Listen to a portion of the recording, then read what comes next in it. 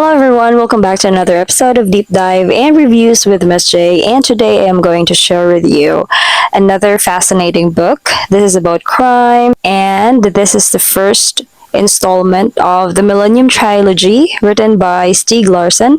This is called The Girl with the Dragon Tattoo. So I hope that at the end of this video you'll be able to get something, because I really find this book very interesting and I am excited to share with you what I've found out as I was reading the book. So having said that, let's get into it. Okay, so the story centers on Mikael Blomkvist, a middle-aged journalist and co-founder of the magazine Millenium, who faces a libel conviction after publishing allegations against a billionaire industrialist, Hans Erik Wennerstrom. So amidst professional turmoil, Blomkvist is approached by Henrik Vanger, the elderly former CEO of Vanger Enterprises, to investigate the decades-old disappearance of his niece, Harriet Vanger. Blomkvist's investigation leads him to Hedeby Island, where he delves into the Vanger family's dark secrets, and assisting him is Lisbeth Salander, a brilliant yet socially unconventional hacker with a traumatic past. And together, they uncover a web of corruption, violence, and long-buried truths.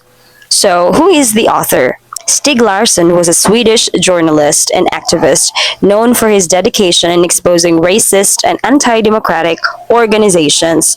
Larsson wrote the Millenium Trilogy in his spare time, but he tragically died of a heart attack in 2004 before the books were published. So, the original title of the book one is actually Man som hatar kvinnor, which translates to Men Who Hate Women. The original was written in Swedish and the setting is in Sweden. The book was translated into English by Rig Kielland, which is a pen name for the translator Stephen T. Murray, and was first published in English in the UK in 2008, 4 years after Larsson's death. Now, according to what we gathered, Larsson intended the novel to be a social critic, particularly of misogyny, sexual violence, and the systems that enable it.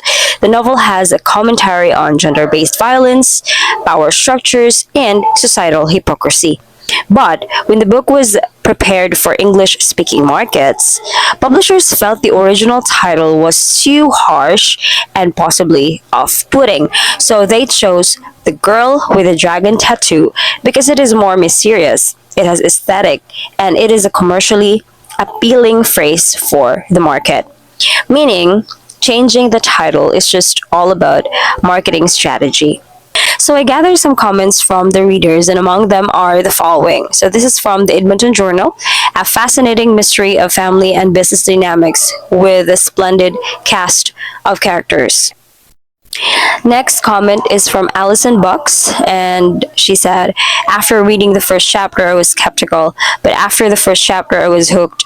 I couldn't put it down until I finished it, and I also felt the same way as I was reading. Most of the readers, they will drop the book once they've read the first chapter, but actually I always give the author a chance to, show more of what he can offer. So after the first chapter, I was totally hooked by the book, and I was like, I'm just gonna read 3 chapters today, and then I realized that I had already read 10 chapters, and the book was long. Yeah. This one is from Harlan Coben, and he said, so much more than a thriller. The Girl with the Dragon Tattoo is a dazzling novel of big ideas. If we got positive feedback, we also have negative feedback. The first one is from the New York Times Book Review, and he says, the book's original Swedish title was Men Who Hate Women, a label that just about captures the subtlety of the novel's sexual politics. The original one was Men Who Hate Women. And for some, it's off-putting for other readers. But for me personally, I like the first title compared to the title that is being marketed. And I will explain further later why I felt that way. Okay, next feedback is from Goodreads reviewer. It says, the last section of the book felt much like a filler and had way too much detail and predictable actions. Yeah, I was also able to predict what happened in the story, but it will take some time, really, because the way the author wrote the book, you just can't stop guessing about it. Next comment is from the New York Observer, and it says, the book is terrible, but there's certainly something to it. Maybe the story possesses an organic coherence. For me, it's not really terrible, but you really have to have patience in reading the book. So if you want to, read this book one of Stieg Larsson, then you have to condition yourself to be patient about it. Okay, so in this part, I'm going to tell you about the pros and cons of the book so that if you haven't watched the film adaptation or read the physical copy of the book itself, you can decide for yourself whether you should give it a chance or not. So the first comment that I will be telling you about is, I honestly struggled with the pacing. The beginning unfolded slowly. There was extensive details on financial journalism that may not be appealing to everyone. It has about 554 pages. As what I've told you, this book is too long, and I felt like there were details that they were meant only as fillers, as what the Goodreads reviewer said. Also, I found the novel too serious to read, and there might also be problems with the translations because some sentences sounded bland to me as I read along, because as what we've explained, the original book was written in Sweden and it has been translated. So maybe there's a problem with the translations. And the graphic scenes are to be expected, such as depictions of sexual violence and abuse, which some readers may find distressing. But for me, as a crime junkie, those depictions were pertinent for the story. Also, there were a lot of characters introduced that sometimes it's hard to follow them through. But as what I've said earlier, the book has, realistic characters. I didn't like the English title because for me the narrative actually focuses on Mikkel's investigation. Him and Lisbeth Salander only officially met after I was done reading a lot of pages in the book. And to title it as The Girl with the Dragon Tattoo, yeah, it's very mysterious, but actually in the book one, it's all about Mikkel's investigation. So I felt like the original title would best fit for the book, but it has already been given that it's because of the marketing strategy.